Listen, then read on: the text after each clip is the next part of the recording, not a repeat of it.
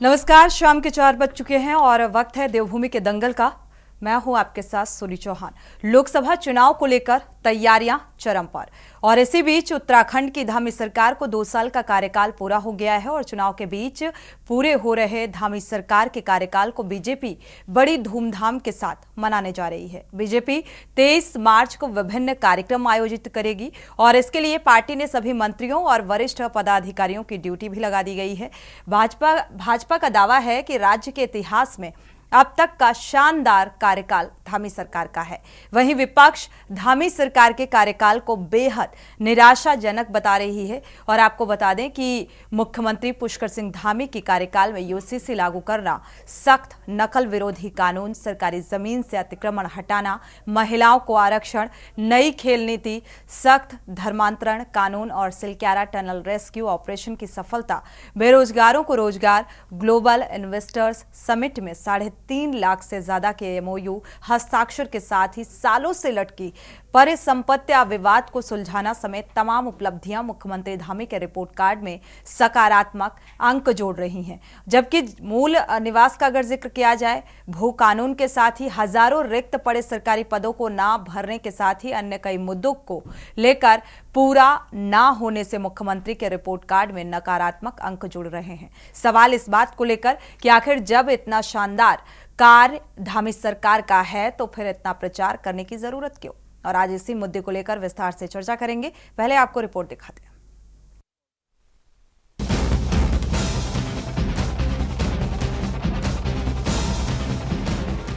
उत्तराखंड की धामी सरकार का 23 मार्च को 2 साल का कार्यकाल पूरा हो रहा है।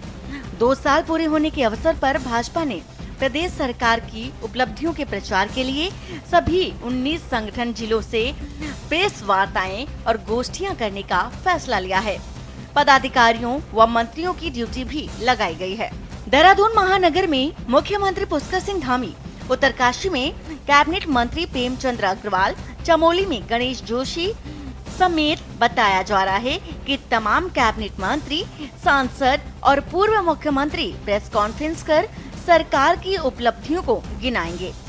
भाजपा ने धामी सरकार के कार्यकाल को ऐतिहासिक बताया है, जबकि विपक्ष का कहना है कि धामी सरकार का अब तक का कार्यकाल बेहद निराशाजनक है।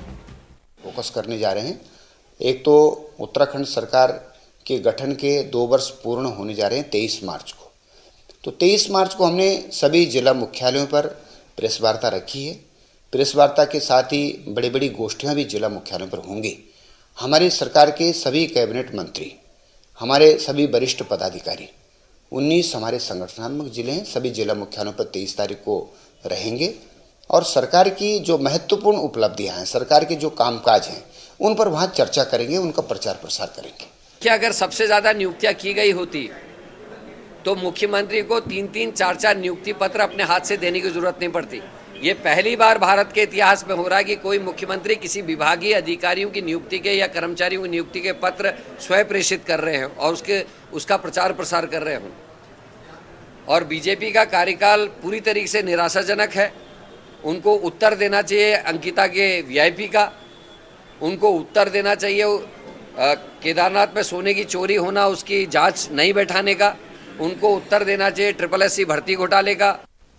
आपको बता दें कि मुख्यमंत्री पुष्कर सिंह धामी के कार्यकाल में यूसीसी लागू करना, सख्त नकल विरोधी कानून, सरकारी जमीन से अतिक्रमण हटाना, महिलाओं को आरक्षण, नई खेल नीति, सख्त धर्मांतरण कानून और सिलक्यारा टनल रेस्क्यू ऑपरेशन की सफलता, बेरोजगारों को रोजगार, ग्लोबल इन्वेस्टर्स समिट में 3.5 लाख से ज्यादा के एमओयू हस्ताक्षर बड़ी उपलब्धि मानी जा रही है। जबकि मूल निवास, भू कानून और खाली पड़े हजारों सरकारी पदों को भरना जैसी कई बड़ी चुनौतियां भी धामी सरकार के सामने हैं। धामी सरकार के 2 साल नाकामियों के 2 साल हैं। बेरोजगार निराश हैं, महिलाओं को सुरक्षा नहीं मिल रही है, पहाड़ से पलायन नहीं रुक रहा है, उद्योग पहाड़ नहीं चढ़ पा रहे हैं और राज्य में विकास नाम की चीज़ नहीं है। तो किस चीज़ की उपलब्धियां भाजपा मना रही है, ये किस चीज़ का जश्न मना रही है? बेटियों के आंसू नहीं रुक रहे हैं। अंकिता भंडारी के माता पिता जो है न्याय की लड़ाई लड़ रहे हैं, वो धरने पे बैठे हुए हैं, उनके आंसू मुख्यमंत्री को नहीं दिखाई दे रहे हैं। कुल मिलाकर लोकसभा चुनाव की तैयारियों के बीच पूरे हो रहे धामी सरकार के 2 साल के कार्यकाल को बड़ी धूमधाम के साथ भाजपा ने मनाने का फैसला लिया है। साथ ही सरकार की उपलब्धियों को जन जन तक पहुंचाने के लिए सभी की ड्यूटी भी लगा दी गई है। सवाल ये है कि आखिर जब इतना शानदार कार्य धामी सरकार का है तो फिर इतना प्रचार प्रसार करने की जरूरत आखिर क्या है। उत्तराखंड से अंकित काला की रिपोर्ट।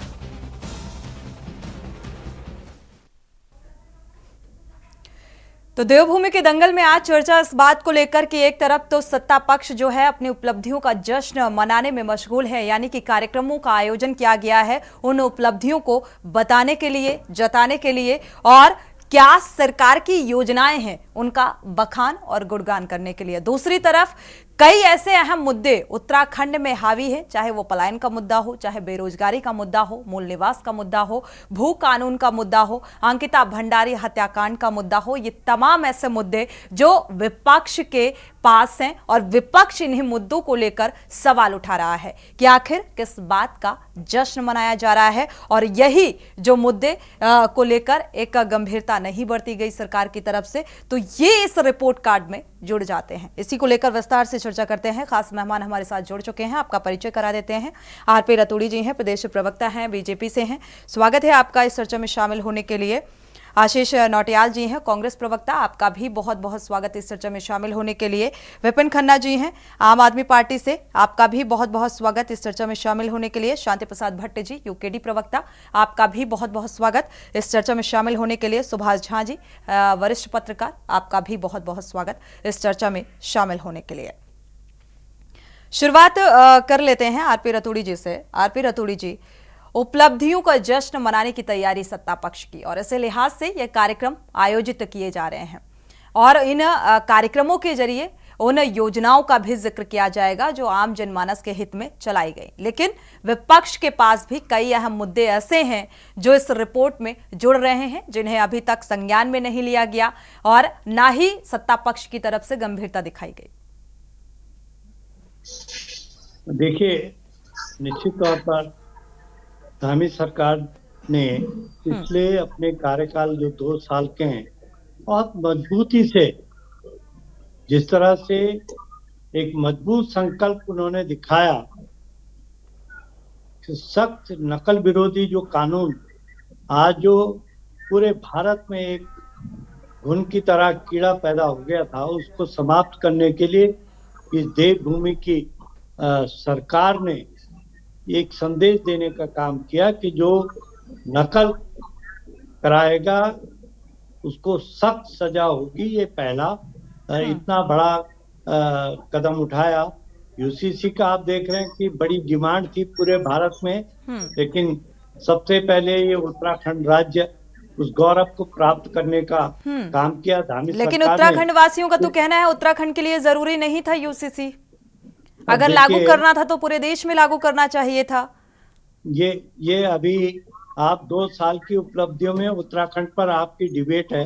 अगर 2 साल की केंद्र पर डिबेट करेंगे उसमें भी जवाब दे दूंगा मैं। लेकिन मेरे राज्य ने कम से कम ये हिम्मत तो दिखाई कि हम इस कानून के तहत मेरे राज्य ने ये एक संदेश देने का काम किया। और जब देवभूमि हमारे 4 धाम से कोई संदेश जाता है तो भारत में निश्चित तौर पर वो लागू होता है। और आपने देखा होगा कि नकल विरोधी कानून का पूरे भारत में भी लागू होने की नौबत में है। और यूसीसी को भी केंद्र सरकार, जब हमारी अगली भारी बहुमत की सरकार आ रही है, उसमें इसको भी लागू करेंगे। देखिए, एक कदम तो हमने उठाया जो जनहित का है निश्चित तौर पर। दूसरा, महिला आरक्षण हमने दिया है कि नौकरी में महिलाओं को आरक्षण देने का काम किया। खिलाड़ियों को हमने एक कोटा, ये जो अभी तक नहीं था, तो हमने खिलाड़ियों को एक कोटा दे दिया है। हमने 6,400 कुछ रोजगार इन 2 सालों में जो उनके हाथ में हमने नौकरी थमा दी कि आपको ये नौकरी है, तो हमने ये काम किया है। बहुत जो लंबे समय से हमारा उत्तर प्रदेश के साथ परिसंपत्तियों का जो झगड़ा था उसको निपटाने का काम हाँ, आदरणीय धामी साहब ने किया। स्वास्थ्य व्यवस्था में अगर आप देखेंगे कि सुदूर व्यवस्था में कहीं पर कोई अस्पताल में दवा नहीं है, कोई मरीज अगर हमारा दवा के लिए परेशान न रहे, तो हमने ड्रोन से यहाँ तक की दवाएं भेजने का काम किया। हमने एयर कनेक्टिविटी, आप देखें कि पिथौरागढ़ में भी एयरपोर्ट और वहां पर एयर कनेक्टिविटी, तो बहुत सारे ऐसे हैं हमारे जो कार्यक्रम है। और केंद्र के तो बहुत सारे जिनको लेकर के, लेकिन अभी हम 2 साल का जश्न इसी पर मनाने का काम करा। 2 साल का जो लेखा जोखा है, या ये कहा जाए जो 2 साल में जो सरकार की उपलब्धियां, जो जनहित में किए गए कार्य, उनका जिक्र इन आयोजनों के जरिए किया जाएगा। लेकिन विपक्ष का ये मानना है कि पलायन, बेरोजगारी, मूल निवास, भू कानून, ये ऐसे मुद्दे हैं जिसको विपक्ष लगातार उठा रहा है। इसको लेकर कोई प्रतिक्रिया? देखिए, भू कानून को लागू करने के लिए हमारी सरकार ने एक माननीय मुख्य सचिव के नेतृत्व में एक कमेटी गठित कर रखी है। और धामी साहब ने जो तब तक जो पहले कानून थे तिवारी जी के कार्यकाल में बने थे और आदरणीय खंडूड़ी साहब के कार्यकाल में थे, स्थानीय व्यक्ति को ही 500 गज का 250 गज वाला उसको लागू किया और पूर्व की व्यवस्था में उसको भंग कर दिए। ये भी लागू कर दिया और एक समिति बनी है, उसकी रिपोर्ट जल्दी आ जाएगी और उसको हम सख्ताई से लागू करेंगे। दूसरा, अब ये विपक्ष का काम है, ये तो आंख नाक कान होते हैं, सजग नहीं होंगे तो निश्चित तौर पर मैं तो कहूंगा कि विपक्ष को बड़ा सजग रहना चाहिए कि कहीं पर अगर कोई कमी है तो हमको सजग करना चाहिए, हम उससे सुधार करेंगे। जनहित के कोई काम होंगे, हमने आप देखिए रोजगार जल विद्युत परियोजनाएं जो पिछले लंबे समय से लटकी हुई थी, उसको हमने स्वीकृत कराने में, धामी साहब ने केंद्र से स्वीकृति कराने में कामयाब रहे। हमने एक ऐसा जो भ्रष्टाचार रुकेगा, हमने एक ऐप 1064 लागू किया, ठीक है, कि ताकि कोई भी आदमी भ्रष्टाचार पर इस ऐप में अपनी शिकायत दर्ज कराए और तत्काल हम उसका निवारण करें। तो हमारी बहुत सारी है, स्वास्थ्य है, शिक्षा है, इस पे हमने मॉडल स्कूल को हमने बढ़ाने का काम किया है, इस पर भी कार्य तेजी पर है। ठीक है। कांग्रेस प्रवक्ता हमारे साथ जुड़े हुए हैं आशीष नौटियाल जी। आशीष नौटियाल जी, ये वो उपलब्धियां हैं जो गिना रहे थे बीजेपी प्रवक्ता कि भाई 2 साल का जो कार्यकाल है जनहित में किया गया, तो उसका बखान करते हुए नजर आए। इसको लेकर हालांकि आप लोगों की तरफ से कई सवाल उठाए जा रहे हैं, अभी बहुत सारी ऐसी जरूरतें हैं उत्तराखंड की जो पूरी नहीं हुई। देखिए मैडम, इनके कार्यकाल पे हम नहीं, राज्य की जनता भी सवाल उठा रही है, क्योंकि राज्य की जनता जो चाहती है वही विपक्ष चाहता है। आप देखिए मैडम, जब युवा रोजगार मांगते हैं तो ये लोग डंडे मारने का काम करते हैं, खुद ही नकल करवाते हैं, खुद ही नकल विरोधी कानून लाते हैं और जो शिकायत करता है उसको ही उठा के जेल में बंद कर देते हैं। इस तरीके के कानून की बात करते हैं। यूसीसी किसी ने नहीं मांगा, कोई आंदोलन नहीं हुआ, पर यूसीसी लाके अपने कॉलर उठाने का काम करते हैं। और आज जनता जो मूल निवास भू कानून के लिए जगह जगह पर रैलियां निकल रही है, सरकार का घेराव किया जा रहा है, उस पर ये लोग काम करने को तैयार नहीं है। महिला सुरक्षा के नाम पर आप लोग अंकिता हत्याकांड इतना बड़ा उदाहरण बन के रह गया है, जो पूरे देश के लिए उदाहरण है कि जो हुआ वो तो हुआ, पर उसको बचाने के लिए सरकार ने कितने दिल जान से मेहनत कर रही है, उसके आरोपों को दबाने के लिए कितने काम कर रहे हैं सरकार ने, ये जनता ने देखा। हत्याकांड होता है, आप उसका होटल रिसोर्ट तोड़ देते हैं, उसके रिसोर्ट में आग लगा देते हैं, ये जनता ने देखा है कि आपने किस तरह से एक अपने आदमी को बचाने के लिए कहां तक आप लोग किस हद तक गिर सकते हैं, ये जनता देख रही है। लोकपाल की नियुक्ति के लिए तो फटकार लगाई जाती है कोर्ट के द्वारा, पर ये लोकपाल की नियुक्ति नहीं कर सकते। आप बताएं, इनका एक भी कोई अच्छा काम अगर हो तो दे जाने। आप देखिए, आप नौकरी नहीं दे पा रहे हैं। अभी कुछ दिन पहले एक आंकड़ा लेके आ गए कि हमने 6000 भर्तियां कर दी। आपने कितने नर्सिंग स्टाफ को निकाल दिया, क्या इसका आंकड़ा आपने दिया? इतना नर्सिंग स्टाफ जो कोरोना काल में हमारे लिए देवदूत का काम कर रहे थे, उनको आपने एक झटके में निकाल के अलग कर दिया। और जब वो आंदोलन करते हैं तो आप उनकी डंडे मारने का काम करते हैं। आपने हजारों स्टाफ को हटा दिया। आप देखिए शहर में गंदगी गंदगी है, स्वच्छ दूर की बात करते हैं, पूरी जगह गंदगी गंदगी है। इतने भ्रष्टाचार है इनकी पार्टी में, आप किसी विभाग में चले जाइए। आप अभी बात कर रहे थे रतूड़ी जी की नंबर भी जारी कर दिया, कोई नंबर नहीं, सब भ्रष्ट है ये। आप किसी विभाग में चले जाइए, वहां पर बिना दिए काम नहीं हो रहा है। ये इनके पूर्व मुख्यमंत्री जी खुद स्वीकार कर चुके हैं कि भ्रष्टाचार व्याप्त है। भ्रष्टाचार को लेकर ही इसमें शिकायत दर्ज की जाए, इसी लिहाज से तो ये नंबर चालू किया गया है। चलिए इस बात का जवाब ले लेते हैं आरपी रतूड़ी जी से, इसके बाद आगे बढ़ते हैं। रतूड़ी जी, अब देखिए, अगर आशीष जी को भ्रष्टाचार दिख रहा तो आंख बंद करके तो यही कह रहे थे, भाई हमने तो नहीं कहा कि आंख बंद करके लूट लो इस प्रदेश को। तो भ्रष्टाचार आंख बंद करने से ज्यादा हुआ होगा कि अब हो रहा है? अगर इनको भरोसा भ्रष्टाचार तो आपके प्रधानमंत्री नरेंद्र मोदी जी कर चुके हैं। इलेक्ट्रल बॉन्ड के नाम पर कितना बड़ा भ्रष्टाचार किया उन्होंने, आप लोगों को दिखता नहीं है? आपने अरविंद केजरीवाल को, एक छोटे से उसके अरविंद केजरीवाल को जेल में बंद कर दिया। आप देखें कितना पैसा लेके आपने दुरुपयोग किया है। आपने इस लोगों से पैसा लेके उसके बाद वो काम देने का काम किया है। वो सिलसियारा का ठेकेदार है, कौन है वो ठेकेदार? आपने उससे पैसे लेने का काम किया है, उसको पैसे के बदले आपने काम दिया। हर जगह आप लोगों ने इस तरह काम किया है। अपने घोटाले नहीं दिख रहे आप लोगों को, आप दूसरी पार्टी को परेशान करने का काम करते हैं। चलिए मुक्ति रख ने हाथ रख दिया, ठीक है, रिटर्न में प्रूफ है आपके पास। सब लूट लो, आपकी तो सीबीआई जांच करने की जरूरत भी नहीं है, सब दिख रहा है, सब दिख रहा है। कितना पैसा लेके किसको आपने क्या लाभ पहुंचाया, सब कुछ दिख रहा है, ये सब कुछ दिख रहा है। ठीक है। आप लोग इतने भ्रष्ट लोग हैं। उत्तराखंड की जरूरत, आशीष नौटियाल जी आपका गुस्सा समझ सकते हैं, उत्तराखंड की जरूरत आज के वक्त में क्या है? क्या इसको लेकर पक्ष और विपक्ष गंभीर है? उत्तराखंड की स्थिति, क्योंकि देवभूमि कहा जाता है, और उत्तराखंड की जनता को असल मायने में चाहिए क्या, जरूरत क्या है, क्या इसको लेकर आप लोग गंभीर हैं? उसी पर हम बात कर लें। हम केंद्र स्तर पर क्या चल रहा है उसको लेकर बात करेंगे। ठीक है, आगे बढ़ते हैं। हमारे साथ आम आदमी पार्टी के प्रवक्ता भी बैठे हुए हैं। ठीक है,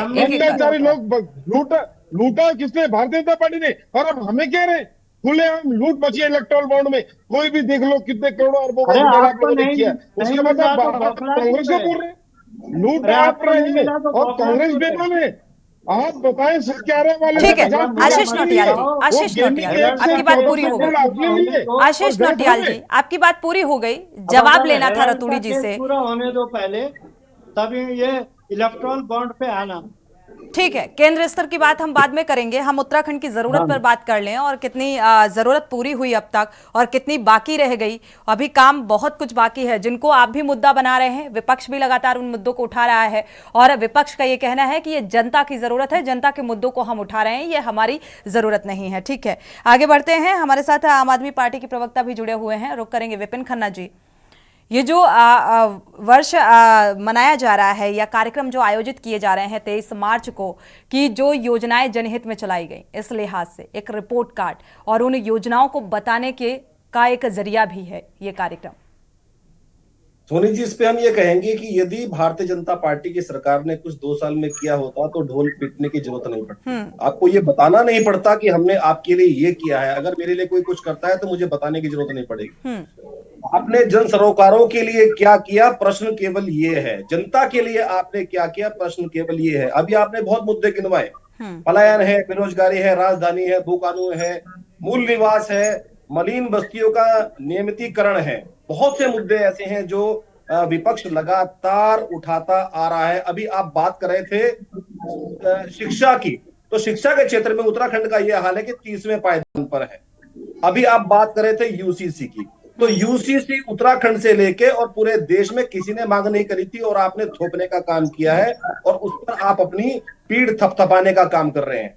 अभी आपने कहा कि नकल विरोधी कानून भारतीय जनता पार्टी लेके आई, तो भारतीय जनता पार्टी को यह पता होना चाहिए कि भारतीय जनता पार्टी का जो नेता है हाकम सिंह, आपके नकल कानून लाने के बाद उसको बेल मिल चुकी है और वो आजाद घूम रहा है। अभी आपने अस्पतालों की बात करी, आप कह रहे हैं हम ड्रोन से पहाड़ों पर दवाइयां भेज रहे हैं। अरे भैया, पहले आप अपने देहरादून में जो उपनल कर्मचारी हैं या स्वास्थ्य कर्मचारी हैं उनको तनख्वाहें तो दे दीजिए। उनको 2-2 महीने से तनख्वाहें नहीं मिली हैं। और जो डॉक्टर हैं वो बाहर से दवाइयां लिख रहे हैं, आप यहाँ पर दवाइयां उपलब्ध नहीं करा पा रहे हैं। अब अगर आप जन सरोकारों की बात करते हैं और धामी जी अपनी पीठ थपथपा रहे हैं, तो रतूड़ी जी बात का जवाब दें कि वो कौन लोग हैं जो चुनाव का बहिष्कार कर रहे हैं। वो कौन लोग हैं जो कह रहे हैं हमारे गांव में अब तक सड़क पहुंचाने में भारतीय जनता पार्टी नाकाम साबित हुई। वो कौन लोग हैं? आप कह रहे हैं हमने एमओयू साइन करवा दिए। अरे एमओयू साइन करवाने को आप उपलब्धि कैसे बता सकते हैं? आप ये कहिए कि हमने जनता की गाड़ी कमाई का करोड़ों खरबों रुपया फूकने का काम किया है। अब तक एमओयू साइन हुए हैं, लेकिन अब तक कोई उद्योग उत्तराखंड में आप लगाने में सफल नहीं हो पाए। तो जन सरोकारों की अगर आप बात करें तो भारतीय जनता पार्टी की सरकार कहीं ना कहीं बौनी साबित होगी। पलायन आप रोक नहीं पाए, बिजली पानी स्वास्थ्य की सुविधा आप दे नहीं पाए, यहां तक कि आपके माननीय मुख्यमंत्री धामी जी के गृह जनपद की तस्वीरें भी सोशल मीडिया पर वायरल हो चुकी हैं कि वहां पर भी महिला। चलिए, काम अगर किया गया सत्ता पक्ष की तरफ से, ठीक है विपिन खन्ना जी, आपकी बात पूरी हो गई। वक्त एक छोटे से ब्रेक का हो रहा है। ब्रेक से वापस आएंगे तो यूकेडी प्रवक्ता का रुख करेंगे और इसके बाद वरिष्ठ पत्रकार का रुख करेंगे, क्योंकि अगर काम किया गया है सत्ता पक्ष की तरफ से तो आखिर ये जरूरत क्यों आन पड़ी कि अब कार्यक्रम आयोजित कर उन योजनाओं का जिक्र किया जाएगा, अधूरे कामों का क्या। वक्त एक छोटे से ब्रेक का, लौटेंगे जब। आप देख रहे हैं के न्यूज, खबरों का सारथी। ब्रेक से वापस आ रहे हैं और देवभूमि के दंगल में हम चर्चा कर रहे हैं उन तमाम अहम मुद्दों को लेकर जिनको लेकर विपक्ष घेरता हुआ नजर आ रहा है। हमारे साथ यूकेडी प्रवक्ता भी जुड़े हुए हैं, शांति प्रसाद भट्ट जी का रुख कर लेते हैं। शांति प्रसाद भट्ट जी, जो पक्ष और विपक्ष की दलीलें सामने आ रही हैं, जो बातचीत आपने सुनी अभी तक, क्या लगता है उन योजनाओं को बताने की जरूरत है उत्तराखंड की जनता को कि सत्ता पक्ष के द्वारा इतना काम किया गया है? देखिए सोनी जी, अगर काम किया होता तो फिर बैनर पोस्टर लगाकर अपने गले में खुद माला डालकर अपनी उपलब्धि बताने की बात ना होती। देखिए कितने बड़े दुर्भाग्य की बात है। मैं ऐसे नहीं कहते कि ये जुमलेबाज पार्टी है। आप देखिए, ये कह रहे इतिहास में अब तक इतना शानदार काम कभी नहीं हुआ, तो इसका मतलब 11 साल भारतीय जनता पार्टी ने नाकामी का काम किया। खुद ही अपनी सरकार पर आरोप लगा रहे। ये है वो भारतीय जनता पार्टी जिसे बोलने में ये तक पता नहीं लगता कि हम बोल क्या रहे हैं। अगर आज धामी सही है तो इसका मतलब सारे नालायक थे। ये भाजपा का असली चेहरा है। दूसरी बात, इन्होंने कहा है कि हमने सिलक्यारा रेस्क्यू में वाई करी। मैं पूछना चाहता हूं, जिस लाला का उस पर रिकवरी होनी चाहिए थी। हाँ। सरकार ने पैसा लगाया, लाला ने चंदा दे दिया और बस वाई हो गई। ये असली चेहरा है। खेल नीति का भाजपा का ये हाल है। किसी को बताने की जरूरत नहीं है कि खिलाड़ी बाहर जा रहे हैं। उत्तराखंड में खिलाड़ियों को 200 रुपए की दिहाड़ी तक नहीं मिल पा रही, जिस कारण उत्तराखंड का खिलाड़ी बाहर जाकर अपना जो है खेल प्रतिभा दिखा रहा है। ये स्थिति भारतीय जनता पार्टी की है। इन्वेस्टर समिट में आपको मैं बता दूं, कागजों में वाई इन्वेस्टर समिट का खूब लूट रहे हैं, मगर धरातल पर 10 रुपए का भी कहीं काम नहीं दिखा पा रहे। ऑल वेदर रोड की बुरी गति आपने दिखाई दी है पिछले डिबेट में, और जिस तरीके से स्मार्ट सिटी का प्रोजेक्ट बंद हुआ है, ये बताने के लिए काफी है कि धाकड़ है धामी तो ये सब काम ऐसे बंद होंगे, अधूरे काम बंद होंगे।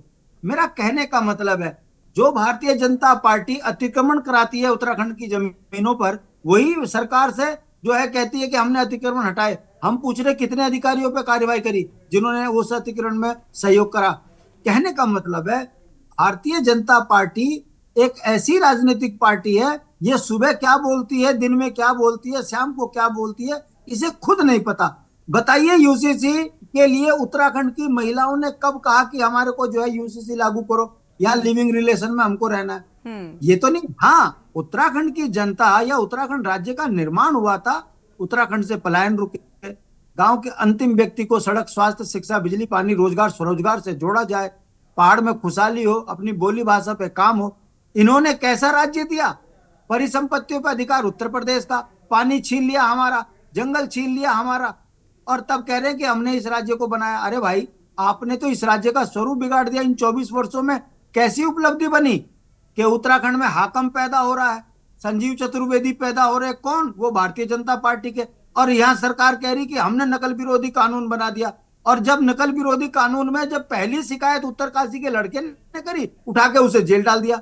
ये इतने बड़े राजनीतिक बेईमान हैं, इन्हें खुद नहीं पता ये कहते क्या है। मगर क्या करें, दौरे जुमलेबाजों का है, जुमला छोड़ते जाते हैं, खुद ही वाई वाई करते हैं, अखबारों में छपवाते हैं, उसके बाद कहते हैं जय इसी के भारत सहारे माता की। 2024 की नैया पार हो जाएगी। रजिस्टर मेंटेन करना और धरातल पर कितना हकीकत में काम हुआ है, इस बात को भी जनता देखती है। रतूड़ी जी, इस बात का जवाब है क्या?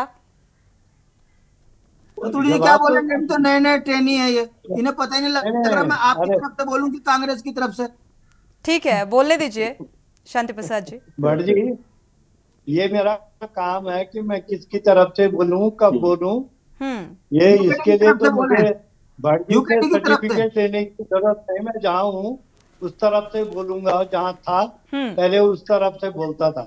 ठीक है। सवाल ये है, आरोप भट्ट जी, आपने तो दोनों सरकारों की मलाई चाटी है, तो जरा आप उस समय कहते थे वो मलाई है कहाँ?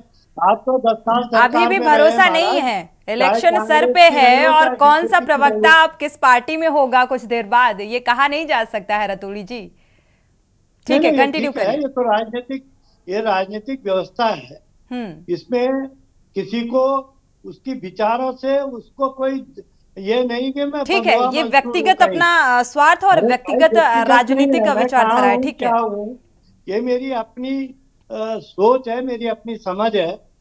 कोई किसी को बांध नहीं रखा। कल कहाँ था, कल आज कहाँ है। ठीक है रतूड़ी जी, सवाल मेरा यही था कि सिर्फ भारतीय जनता पार्टी जो है विकास के नाम का रजिस्टर मेंटेन कर रही है, या फिर धरातल में वो काम हो भी रहे हैं? जिस तरीके से जो कार्य अभी भी अधूरे हैं, जो असल मायने में होने चाहिए, जिस तरीके से विपक्ष आरोप लगा रहा है, उसको लेकर आप क्या कहेंगे? देखिए, ये उत्तराखंड राज्य बने हुए अभी तो 23 साल हुए हैं। समस्याएं तो उन राज्यों में आज, चाहे वो 66 में बन गए हों, चाहे वो 58 में बन गए हों, या 70 में बन गए हों, उन राज्यों में भी जिस तरह हमारी जनसंख्या बढ़ती है, पर ऐसा नहीं कह सकते हैं कि कोई काम ही नहीं हुआ। अरे आज निश्चित तौर पर आपको देहरादून में स्मार्ट सिटी की सड़कें आपको नजर आने लग गई ना। ऐसा तो नहीं है कि आप कह दो। स्मार्ट सिटी को लेकर तो बहुत सवाल है। स्मार्ट सिटी किस तरीके से काम किया गया, उसको लेकर भी तो सवाल उठाए जा रहे हैं। और स्मार्ट सिटी तो प्रधानमंत्री नरेंद्र मोदी के दिल के बेहद करीब है, उनका ड्रीम प्रोजेक्ट है। जी, मैंने कहा ना कि भाई जब उत्तराखंड बना था तो कितने मेडिकल कॉलेज थे, बने हैं ना। उत्तराखंड बनने के बाद कितने पॉलिटेक्निक थे, बने हैं ना। पहाड़ की क्या कुछ स्थितियां हैं, तो बने हैं ना। ऐसा नहीं कह सकते कि कुछ नहीं हुआ। ये तो फिर खाली मैं इसलिए बैठ जाऊं विरोध करने के लिए कि आम आदमी इस बात का सर्टिफिकेट हमको 2022 में दे चुका है। हमारी सरकार जो एक मिथक था कि एक बार कांग्रेस एक बार बीजेपी, तो जनता ने हमारे कामों पर मोहर लगाई है। 2022 में हमको पुनः सरकार दी है, तो कहीं ना कहीं हमारे कामों की सराहना तो की होगी। वोट तो जनता ने दिया ना। बिल्कुल, जनता ने हमारी सरकार बनाई है। इनको जनता का भरोसा, और इसीलिए ये सत्ता परिवर्तन हुआ। लेकिन जनता का भरोसा, जनता का विश्वास, और इस बार उसमें जो सत्ताधारी हैं वो कितना खरा उतरेंगे, ये भी बेहद दिलचस्प है इस बार। वरिष्ठ पत्रकार का रुख कर लेते हैं, सुभाष झा जी भी जुड़े हुए हैं। सुभाष झा जी, आप इसे किस नजरिए से देख रहे हैं? क्योंकि एक तरफ तो 23 मार्च को बीजेपी कार्यक्रम आयोजित कर रही है अपनी योजनाओं का गुणगान करने के लिए, एक रिपोर्ट कार्ड। ठीक है रतूड़ी जी, आपकी बात पूरी हो गई। सुभाष झा जी की प्रतिक्रिया ले लेते हैं पहले। रतूड़ी जी वापस लौटेंगे, वापस लौटते हैं, तब अपनी बात को पूरा करिएगा। वरिष्ठ पत्रकार जी की ले लेते हैं प्रतिक्रिया कि जो चल रहा है, हालांकि तीसरी पार्टी का तो कोई अता पता नहीं है। अगर कांग्रेस और बीजेपी का जिक्र करें उत्तराखंड में खास तौर पर, तो यहाँ पर सत्ता परिवर्तित, क्योंकि अब जनता का विश्वास, जैसा कि रतूड़ी जी अभी कह रहे थे कि भाई जनता का भरोसा है, जनता ने वो दिखा दिया। 2022 में वो परिवर्तन आया क्योंकि हमने काम किया। और इसी आधार पर।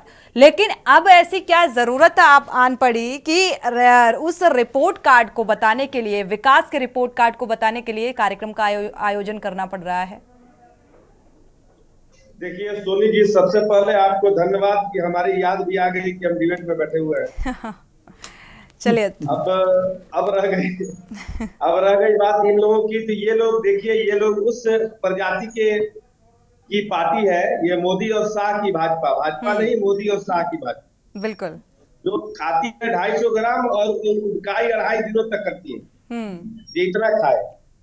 तो ये ढिंडोरची लोग हैं, ये ढिंडोरा पीटने वाले लोग, ये काम नहीं करते, ये ढिंडोरा पीटते। दूसरा, रतूरी जी को इस बात की बड़ाई कि आप ताली और थाली बजवाने का आज एनिवर्सरी है।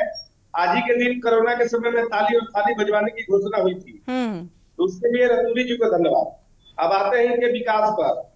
इनके विकास का आलम यह है कि 65% पैसा इनके सांसद खर्च नहीं कर पाए, 95% पैसा इनके राज्यसभा के सांसद खर्च नहीं कर पाए।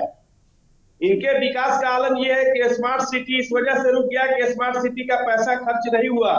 नतीजतन लोगों को जो है डेंगू झेलना पड़ा, क्योंकि गड्ढों में पानी भर रखे थे, गड्ढों की जो खुदाई हुई वो काम यही स्टॉप हो गया। जिस देहरादून में कभी डेंगू नहीं आता था, वो देहरादून डेंगू के महामारी से त्रस्त हुआ इन लोगों की लापरवाही की वजह से।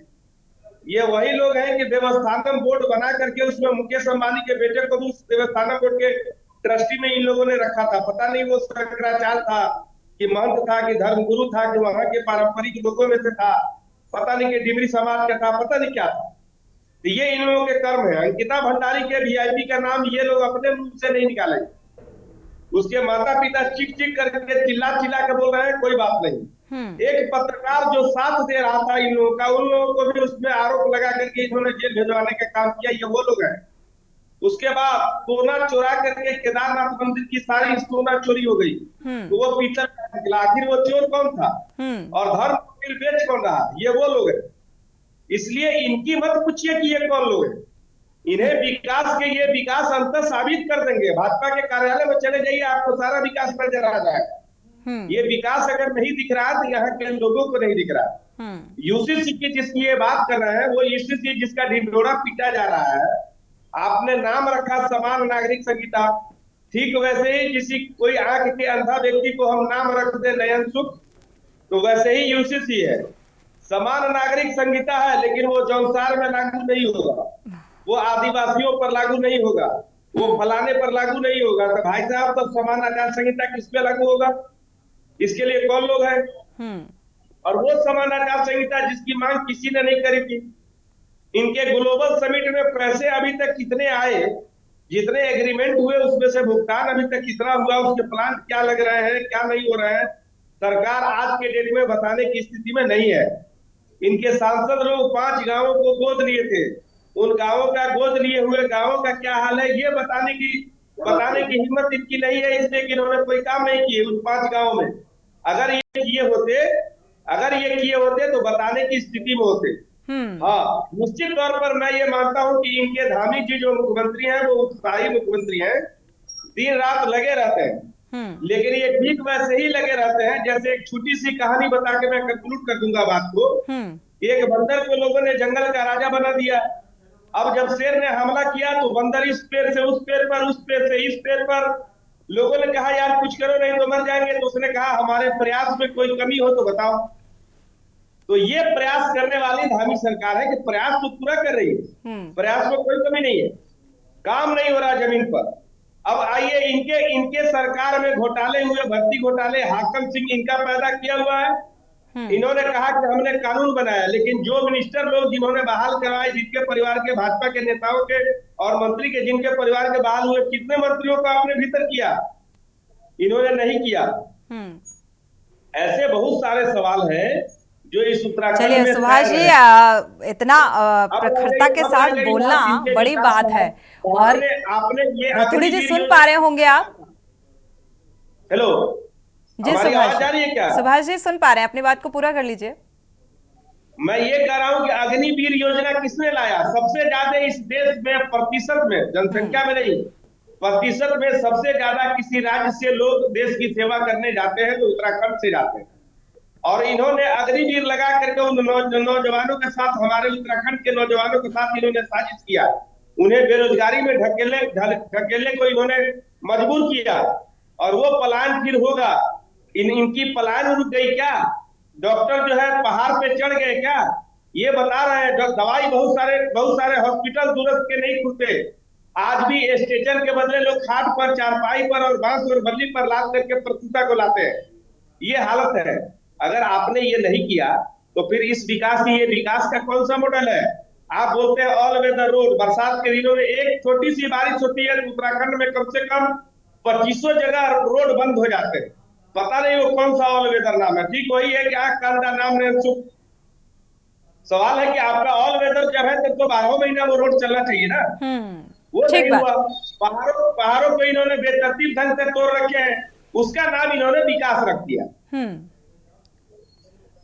आरपी सिंह जी, इन बातों का, इन सवालों का जवाब है क्या आपके पास? क्योंकि जो काम पूरे किए गए वो तो भारतीय जनता पार्टी डंके की चोट पर बोलती है। उसके लिए कार्यक्रम भी आयोजित कर रहे हैं आप लोग 23 मार्च को, और ये बताने के लिए कि भाई जनहित में कितने काम किए गए। लेकिन जो काम नहीं किए गए उसके लिए क्या कोई कार्यक्रम, क्या कोई रणनीति, क्या कोई प्लान बनाया गया है क्या भारतीय जनता पार्टी की तरफ से? कार्यक्रम में कौन होगा? कार्यक्रम में भाजपा के कार्यकर्ता होंगे, जय जय मोदी, ताली पीटो मोदी, वही लोग होंगे। कोई बाहर की जनता होगी क्या? अपने कार्यकर्ताओं को बुलाएंगे, अपने कार्यकर्ताओं को सुनाएंगे और अपने बीच गाना गाएंगे और अपने बीच ताली बजाएंगे। उसका पीटीए ठोकेगा, उसका पीटीए ठोकेगा। यही कार्यक्रम आयोजित करेंगे ये। और जिसे बताएंगे ये जनता का कार्यक्रम था। रतूड़ी जी, अब सुभाष जी का पहले वक्तव्य पूरा हो जाए। हो गया रतूड़ी जी, बोल दीजिए। बधाई हो आपको, बहुत अच्छा आपने अपने विचार रखे हैं, बड़ी सुंदर लगा। चलिए, मैं सोच रही थी कि कहीं आप ये कहने वाले हैं कि विपक्ष की भूमिका अच्छी निभाई है। कम से कम ऐसा लगा कि क्योंकि आजकल पत्रकारों पर भी बहुत आरोप लगाए जा रहे हैं रतूड़ी जी। नहीं, मुझे पत्रकार तो विपक्ष का ही होता है। पत्रकारों का बड़ा सम्मान करता हूँ कि वो पत्रकार तो विपक्ष का ही होता है। ना पक्ष का होता है सुभाष जी, ना विपक्ष का होता है। पत्रकार निष्पक्ष होता है। विपक्ष का होता है। देखिए, आपने दो पक्षीय बात नहीं कही। जी रतूड़ी जी, अपनी बात को पूरा कर लें। आपको मालूम होना चाहिए कि अगर आप ये सड़कों की, स्वास्थ्य की, आपको कटघरे में कांग्रेस को भी उतना, क्योंकि 23 साल में 10 साल उनका सरकार भी रही। आपने केवल भारतीय जनता पार्टी को कोसने का काम किया। इसका मतलब आप मन बना करके बैठे। आपकी है तो कमियां आपकी ढूंढी जाएगी ना। इसका पक्ष लेना है, आपकी है तो पूछा आपसे ही जाएगा। तो जो मन बना के बैठ जाए। ठीक है, बात पूरी हो जाने दीजिए। सुभाष जी आते हैं। बेहतर होता है कि आप किसी पार्टी के प्रवक्ता के रूप में बैठे होते तो मुझे तसल्ली होती है। ठीक है, ये सुभाष जी एक मिनट मुझे आपका रुख करेंगे, तब आप अपनी बात को रखिएगा। आपकी बात पूरी हो चुकी है, रतूड़ी जी को जवाब देने दीजिए। रतूड़ी जी, हाँ, सवाल ये है कि अगर विकास नहीं दिख रहा है इन 20 सालों का, इन 7 सालों का, मैं कह रहा हूं कि सर्वोपरि जनता होती है। जनता रिपोर्ट कार्ड का रिजल्ट जनता देती है। 2022 में जनता ने हमको वो रिपोर्ट कार्ड का हमको इनाम दिया है। हमारी सरकार तभी रिपीट हुई है। हमारे विधायक कोई ऐसे नहीं उठ कर के आए, जनता के वोटों से बने। आपने उस जनता के वोटों का भी अपमान किया अपनी बात पे। आपको लोकतंत्र पे अगर भरोसा नहीं तो वो अलग बात है, लेकिन लोकतंत्र पर विपक्ष का सवाल है, भरोसा उठ गया है। सवाल है वो लोकतंत्र को लेकर, संविधान को लेकर कि लोकतंत्र खतरे में है। जिस तरीके की स्थितियां बनती हुई नजर आ रही हैं। आरपी रतूड़ी जी, हमारा सवाल बेसिकली ये था आपसे कि जिस रिपोर्ट कार्ड को आप इस 23 मार्च को जो कार्यक्रम आयोजित हो रहा है बीजेपी की तरफ से, और इस विकास कार्य को गिनाने की कोशिश की जा रही है इस रिपोर्ट कार्ड के जरिए, तो जो काम अधूरे रह गए हैं, अधर में लटके हैं, उनके लिए कोई कार्यक्रम आयोजित होगा क्या? उसको लेकर कोई रणनीति है क्या सत्ता पक्ष की? ये हमारे कार्यकर्ता जाएंगे या जनता जाएगी, ये तो निश्चित तौर पर हम अपना कार्यक्रम करेंगे, हम लोगों को बताएंगे हमने किया है। अगर हमने कोई कार्यक्रम नहीं किया, नहीं, खूबियों के साथ साथ खामियों का भी जिक्र होता है, तो वो होता है कि हाँ, हम जनहित में कार्य किया जा रहा है। 3.5 लाख करोड़ का MOU करा तो 70,000 करोड़ का धरातल पे दिखाया ना। हमारी इंडस्ट्री लग रही है ना, हमारे बच्चों को रोजगार मिल रहा है ना। तो बेरोजगारी का मुद्दा क्यों उठा रहा है विपक्ष? उत्तराखंड का युवा क्यों पलायन कर रहा है, या उत्तराखंडी क्यों पलायन कर रहे हैं? जो पहाड़ी लोग हैं वो क्यों पलायन कर रहे हैं? कुछ तो बेरोजगार होने के वजह से पलायन करने को मजबूर हैं। इंडस्ट्री के लिए ईडी भी लगी है कहीं? इंडस्ट्रियल एरिया में एक ईडी भी लगी है तो बताएं आप होंगे कहाँ लगी इंडस्ट्री? आंकड़े इकट्ठे करो। इंडस्ट्री टूट रही है, बन नहीं रही है। जहाँ इंडस्ट्री लगती है, कहाँ लगती है इंडस्ट्री? कहाँ लगती है बताएं? तो कहाँ लगी इंडस्ट्री? कहाँ जाए, कहाँ जाए बताओ आप, कहाँ जाए? हम देख के आएंगे कहाँ इंडस्ट्री लगी है आपकी? करना है, झूठा MOU साइन करने की बात करते हैं, विदेशों में घूम घूम के आते हैं, 70,000 विदेशों में घूमने का काम करते हैं। उत्तराखंड पहले ही राज्य कर्ज में है, उसमें आप विदेशों में घूमने का काम करते हैं। आज कोई इंडस्ट्री नहीं लगी, लंबा टाइम हो गया, कोई इंडस्ट्री नहीं लगी। सिर्फ झूठ बोल रहे हैं, गुमराह कर रहे हैं तक आप लोग। तो बताओ ना कहाँ नहीं लगी, बताओ कहाँ लगी? अरे कहाँ लगी? चलिए ठीक है आशीष जी 1 मिनट। आशीष जी आपका रुख कर रहे हैं। विकास कार्य किए गए बीजेपी के द्वारा, ये बीजेपी का मानना है और इसीलिए ये कार्यक्रम आयोजित किए जा रहे हैं। जिन बातों का जिक्र किया जा रहा है, भाई बेरोजगारी दूर हो गई, लेकिन वहां की जनता का ये मानना है बेरोजगार होने की वजह से भी पलायन करना पड़ रहा है। ऐसी स्थितियां बनती हुई उत्तराखंड की नजर आ रही हैं, लेकिन अब तो विपक्ष के पास मुद्दा भी है बखूबी। तो क्या लगता है 2024 की जो राह है वो कैसे ये नैया पार होगी? देखिए सोनी मैडम, भारतीय जनता पार्टी बहुत डरी हुई है, इसलिए हर चीज का दुरुपयोग कर रही है। अगर आपकी इतनी ज्यादा लोकप्रियता है तो आप हर चीज का दुरुपयोग क्यों कर रहे हैं? आप विपक्ष पे इतना निशाना क्यों बना रहे हैं? आप बताएं, चुनाव से 1 महीने पहले आप हमारे अकाउंट सीज कर देते हैं, और सीज करने का रिजल्ट क्या है? आज से 7 साल पहले 14 लाख की कोई गड़बड़ी का मामला ये लोग बता रहे हैं। आज से 7 साल पुराना, उसके ऊपर 14 लाख की गड़बड़ी में 200 करोड़ रुपए का इन्होंने हम पे पेनल्टी लगा दी। तो कोई नियम ही नहीं है 200 करोड़ की पेनल्टी का। आप विपक्ष के खाते सीज कर देते हैं। विपक्ष के नेताओं को पुराने इनकम टैक्स के नोटिस भेजने का, आप देखिए पौड़ी सीट पर हमारे दावेदार जो है कितने किस तरह काम कर रहे हैं, और इनके जो दावेदार हैं जो दिल्ली से आए हुए, उनको धूल चटाने का काम कर रहे हैं। जब ये देखते हैं कि हम हारने वाले हैं, हमारा यहाँ नहीं दाल गल रही है, तो ये उनके ऊपर इनकम टैक्स का छापा मरवाने का काम करते हैं। तो इस तरीके की हरकतें कर रहे हैं। आप एक बात बताएं, कहाँ है लोकतंत्र? आप चुनाव के समय में एक बात बताएं, अगर अरविंद केजरीवाल आज गिरफ्तार न होते और आज से 2 महीने बाद हो जाते तो क्या कोई दिक्कत आती? अरविंद केजरीवाल के देश छोड़कर भाग रहे थे। चुनाव का समय है, चुनाव बार-बार नहीं होते हैं, चुनाव 5 साल में एक बार होते हैं। आपको लगा, लेकिन आप लोग जो कर रहे हैं, ठीक है आप ये मत सोचिए कि आपकी तरह से हम लोग डर जाएंगे। हम डरेंगे नहीं। आशीष जी, हालांकि ये केंद्र स्तर की गतिविधियां हैं जिनका जिक्र किया जा रहा है, लेकिन इस पर हम जवाब ले लेते हैं। आरपी रतूड़ी जी, इस बात का जवाब आपसे ले लेते हैं, इसके बाद हम विपिन खन्ना जी का रुख करेंगे। आरपी रतूड़ी जी, क्या विपक्ष मुक्त चुनाव चाहती है क्या भारतीय जनता पार्टी? जी, क्या विपक्ष मुक्त चुनाव चाहती है क्या भारतीय जनता पार्टी? नहीं, भारतीय जनता पार्टी क्यों चाहेगी? तो अपने कर्मों से हो रहा है। भारतीय जनता पार्टी क्यों चाहेगी? आप अपने परिवार को नहीं संभाल पाएंगे, अपने नेताओं को नहीं संभाल पाएंगे।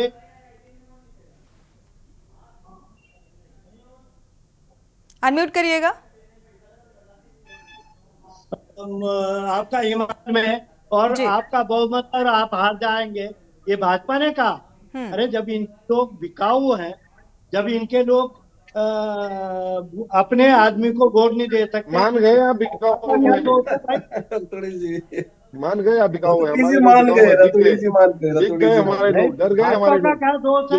भारतीय जनता पार्टी आज मान गए कि इन्होंने खरीदा है, इन्होंने खरीदा है किस तरीके से। तो खरीदने की हिम्मत, बिकाऊ है ना, तय कर लिया ना आपने। तो खरीदने का काम कौन कर रहा है आरपी रतूड़ी जी, ये सोच कर तो बोलिए। बिकाऊ है तो जिसका बाजार भाव है उसे वहाँ जा रहे हैं।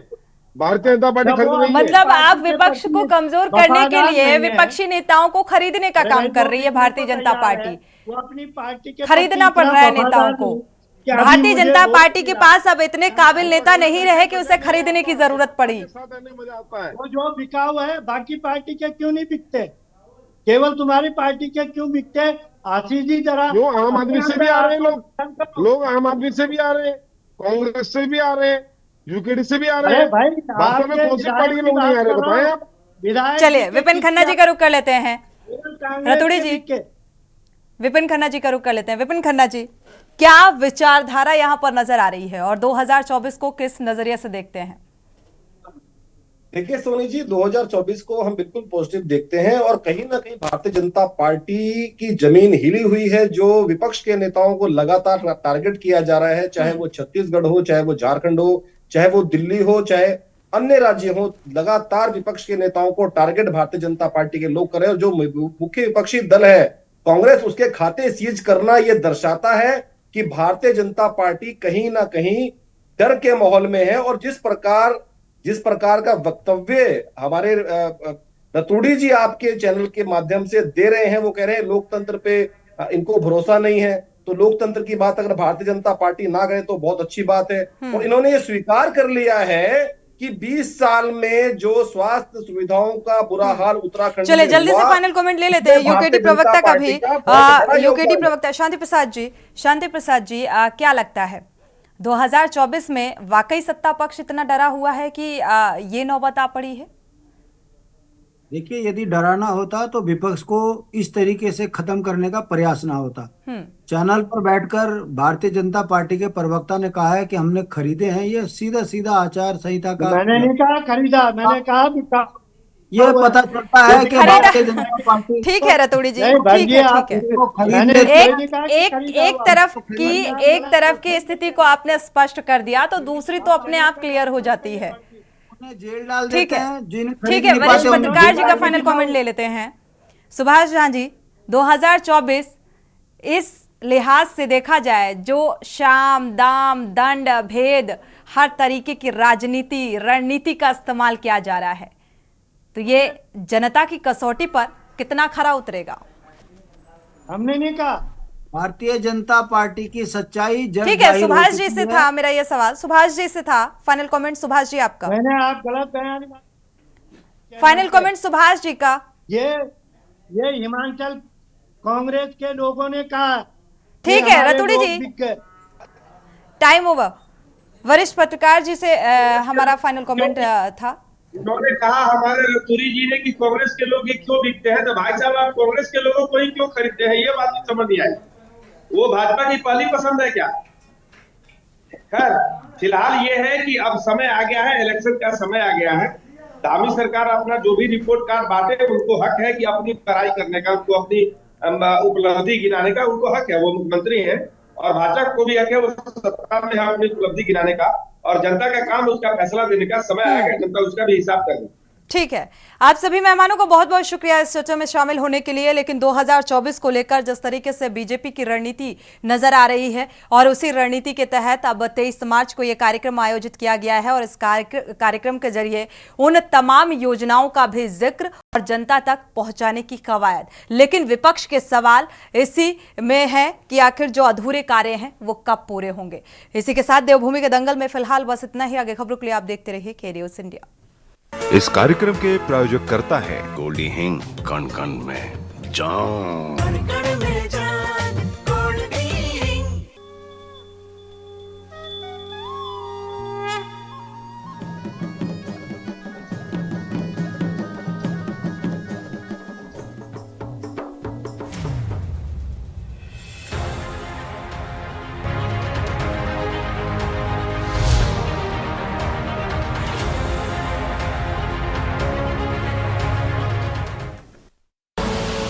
आप देख रहे हैं के न्यूज़, खबरों का सारथी।